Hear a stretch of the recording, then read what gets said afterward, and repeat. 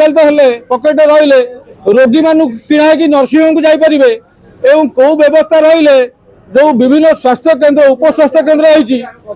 होती पैसा आदाय हे से तीनोटी विभाग तीनोटी व्यवस्था को पकेट रखिए मेडिकल चले तेणु ये जो मेडिकल चलुची ये मेडिकल केवल जड़िए लोकर रोजगार पैका ये मेडिकल व्यवस्था बंची साधारण रोगी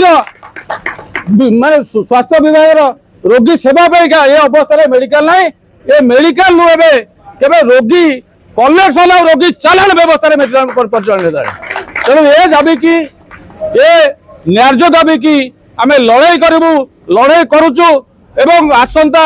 आगामी दिन में आगामी 7 दिन भितर आपण मान सहयोग गणमाध्यम सहयोग